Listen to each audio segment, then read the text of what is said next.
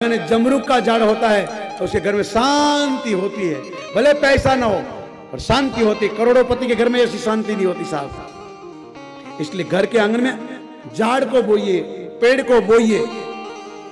आप चले जाएंगे, बच्चे याद करेंगे, फिर बच्चे को भी कहिए बोइए साहब। पर्यावरण की रक्षा कीजिए साहब, ये महादेव कहते हैं। फिर देवताओं ने कहा कि मैया तूने इन पापी को मारा, हमारा दुख दूर हुआ, अब जब हम याद करें तो आओ आप हमारी तकलीफ को दूर करना। समय गया, फिर सुम निसुम आए, फिर देवता रोने लगे तो जगदम्बा प्रकट हो गई महाकाली बनकर। देवता को कहा तुम जाओ, मैं इन पापियों को मारूंगी। महादेव को बुलाया जगदम्बा ने, हे प्रभु, हे मेरे स्वामी, इन पापियों को समझाओ, अभी भी समय है। अगर आदमी सुबह से घर निकल गया, भूल गया हो और भूला हुआ घर वापस आ जाए तो उसको भूला हुआ नहीं कहते।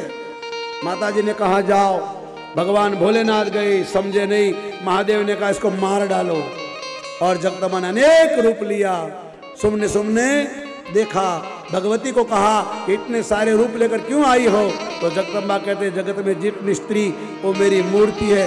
और सुम बोला चंडी तू चामुंडा, महा तू भगवती, आकाश पाताल तू धारी अंदर, दिगंबर दिगंबर हाथी सुंदर, सात ही शायर तेरे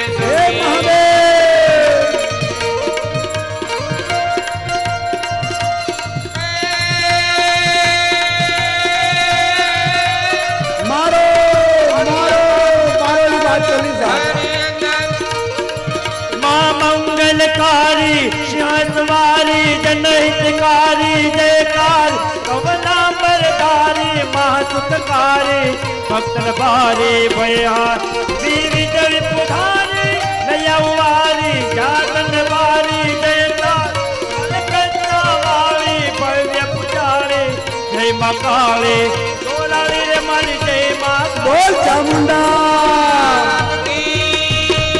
भगवती ने सुंदर रूप लिया। सुम ने अपने दूत सुग्रीव को भेजा, 60,000 आदमी को लेकर आया।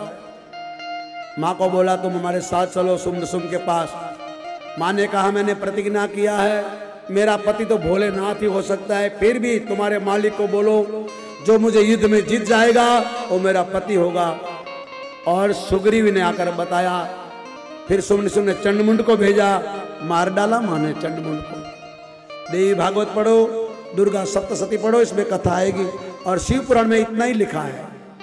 फिर रक्तबीज आता है, रक्तबीज को वरदान था कि तेरी एक भी बूंद पड़ जाए तो हजारों रक्तबीज पैदा होते थे। तो जगदम्बा ने महाकाली बनकर उसका खून पिया, उसको मार डाला। अंत सुम को मार डाला। फिर भगवान भोलेनाथ के सामने आ गई, स्वामी मैंने आपका काम पूरा कर दिया। और भगवान भोलेनाथ के अंदर भगवती समा गई, इसलिए इसका नाम है शिव। और भगवान भोलेनाथ समाधि में स्थित हो गए। उसके बाद भगवान के अनेक अवतार हुए। जब भी भगवान आते हैं, जब पाप बढ़ जाता है, धर्म घटता है, अधर्म बढ़ जाता है, तब भगवान कोई ना कोई रूप लेते हैं। कभी राम बनकर, कभी कृष्ण बनकर आते हैं। चित्रकूट में सीता जी कहती है कि लक्ष्मण भैया फल फूल लेने गया है, तो आपने मुझे सतयुग के लोगों की बताई। सतयुग में कैसे लोग बताए, द्वापर में कैसे लोग होंगे बताए, फिर कलयुग में कैसे लोग होंगे बताओ। कलयुग में राजा कैसा होगा, कलयुग का नेता कैसा होगा, कलयुग का ब्राह्मण कैसा होगा, कलयुग में गुरु कैसा होंगे, कलयुग में माँ बाप कैसे होंगे, कलयुग में बेटे कैसे होंगे बताओ। तो रामचंद्र भगवान ने कहा रामचंद्र कह गए सिया से, रामचंद्र कह गए सिया से, ऐसा कलयुग आएगा सुनेगा दाना।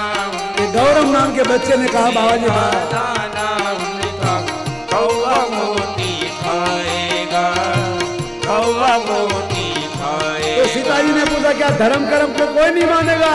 तो भगवान बोले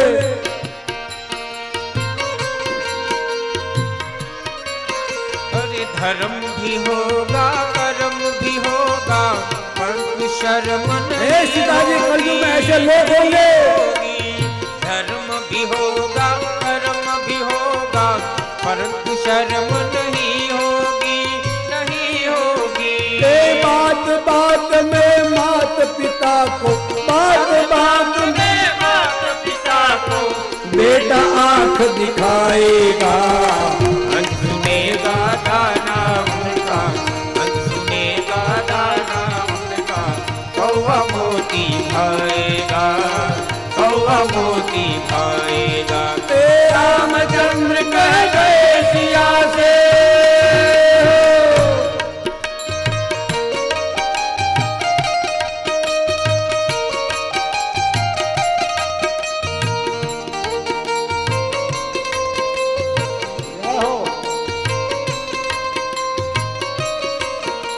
सुनो सिया कल युग में काला धन और काले मन होंगे, कल मन होंगे। अरे सुनो सिया कल युग में काला धन और काले मन होंगे, काले मन होंगे। अरे नगर चोर साहूकार बदी है, प्रभु भक्त निर्धन होंगे, निर्धन होंगे। सेठ साहूकार चोर रहे और प्रभु भक्त निर्धन होंगे, निर्धन होंगे। अरे जो होगा ढोभी और ढोंगी, जो होगा लोभी और ढोंगी, वो जोगी कहलाएगा। सुनेगा दाना उनका, अरे भगवान राम बोले कौवा मोती खाएगा, कौवा मोती खाएगा। रामचंद्र कह गए सिया से, रामचंद्र कह गए सिया से, ऐसा कल युग आएगा। सुनेगा दाना उनका, सुनेगा दाना उनका, कौवा मोती खाएगा, कौवा मोती खाएगा। रामचंद्र कह गए सिया से, राजा और प्रजा दोनों में होगी निस दिन खेचातानी, खेचातानी। राजा और अभी हो रहा है, देख रहे हो। होगी निस दिन खेचातानी, खेचातानी। अरे कदम कदम के करेंगे दोनों अपनी अपनी मनमानी, मनमानी। भाई कदम कदम पे करेंगे दोनों अपनी अपनी मनमानी,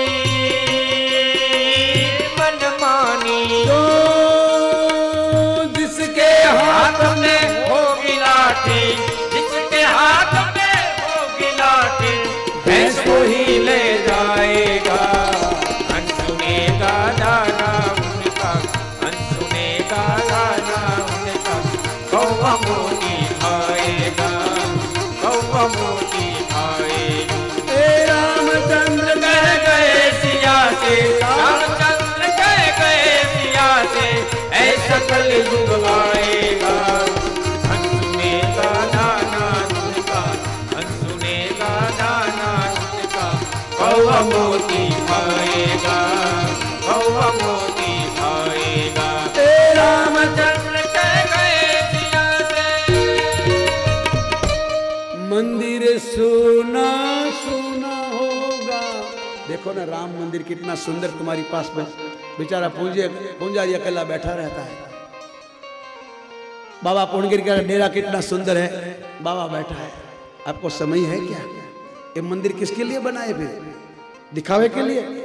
अगर तुम मंदिर में नहीं जाते हो तो मंदिर में बैठा हुआ देवता आपको साफ देता है, उसकी वजह आपके घर में रोग और कलेश आता है। मंदिर में जाइए, इसमें अपने प्राण पूरे प्राण प्रतिष्ठा किया है। आपने देखा होगा जब उसका प्राण प्रतिष्ठा किया होगा, मुझे बड़ा दुख लगा। सुबह निकला तो पुजारी अकेला बैठा है राम मंदिर में, इतना सुंदर मंदिर। अरे इन भाइयों को पूछिए, दिन में 5 बार जाते हैं नमाज पढ़ने साहब, अब एक बार नहीं जा सकते अपने धर्म को? जागिए, मेरा काम याद दिलाना। भगवान रो पड़े कि दोपहर में भीड़ लगती थी, दोपहर में मंदिरों में भीड़ लगती थी। आजकल मंदिरों में कोई नहीं, तमाशा देखने के लिए दुनिया भागी रही। जो ढोंगी और पाखंडी है उसके पीछे दुनिया लगी है साहब। और जहां भगवान बैठा है वहां कोई नहीं।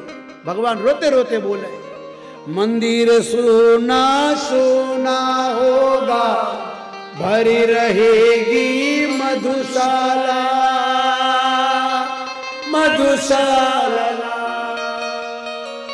पिता के संग संग भरी सभा में नाचेगी घर की बाला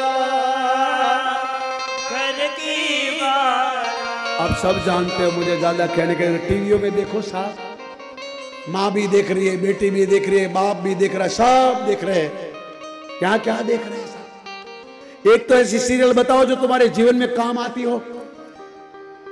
बस कैसे लड़ना, कैसे झगड़ना, किसी को अलग करना, कैसे सासू को मारना, कैसे ससुरा को मारना, कैसे देवर को मारना, कैसे देवरानी को भगाना। और है क्या साहब? राम रो पड़े। कलयुग में ऐसा होगा, ढोंगी और पाखंडियों के पीछे लाइन लगेगी। जितनी बड़ी बड़ी बातों करेंगे दुनिया उसको गुरु मानेगी, जितनी चमत्कार की बातों करेगा वहां मेला लगेगा। ये राम कहते हैं मंदिर सुना सुना होगा,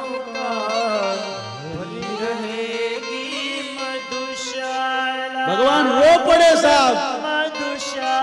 कलयुग में ऐसे लोग होंगे, बड़ी बड़ी धर्म की बात करेंगे और पीछे से निंदा भी करेंगे, धर्म को गाली देंगे, भगवान को गाली देंगे।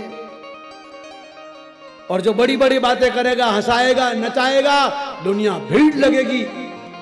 इसलिए हे सीता, भगवान से प्रार्थना करो कलयुग में हमारा जन्म न हो, और हो तो कोई ऐसे माँ बाप के घर हो जो हमारे माँ बाप धार्मिक हो, संयमी हो, वेजिटेरियन हो, देशभक्त हो, गौ भक्त हो, धर्म प्रेमी हो, ऊंचे विचार वाले हो, ईमानदार से जीते हो।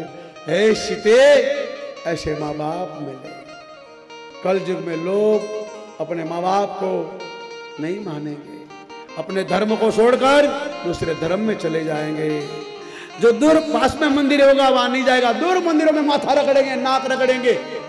गांव में मंदिर होगा कोई नहीं पूछेगा, गांव में तीर्थ होगा कोई नहीं जाएगा, और दूर दूर मंदिरों में नाक रगड़ेंगे, माथा पीटेंगे। ऐसा समय आएगा, गुरु लालची हो जाएगा। ब्राह्मण घर घर कथा करेंगे, कथाओं पैसे के लिए होगी, कथा का मान नहीं रहेगा।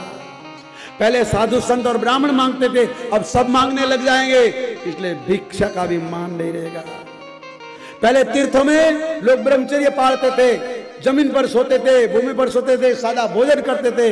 अब तीर्थों का में भी पिकनिक हो जाएगा, पिकनिक हो जाएगा, मौज शौक हो जाएगा। गंगा गंगा नहीं रहेगी साहब। हजारों साल तक गंगा पावन बनती रही, ये 50 साल के अंदर हम लोगों ने गंगा की दशा बिगाड़ दी। आज भी गंगा तुम्हें आवाज दे रही है, मानो तुम्हें गंगा माँ हूँ, ना मानो बहता पानी, मानो तुम्हें गंगा। हे मानव, हे इंसान, मानो तो बहता पानी। ओ युगो युगो से मैं बहती आई, युगो युगो से मैं बहती आई, मैं हूँ देश की यही निशानी। मानो तुम्हें गंगा माँ हो, ना मानो तो बहता पानी, मानो तुम्हें गंगा माँ हो, ना मानो तो बहता पानी। मेरी लहर लहर पे लिखी है, मेरी लहर लहर पे लिखी है इस देश की अमर कहानी।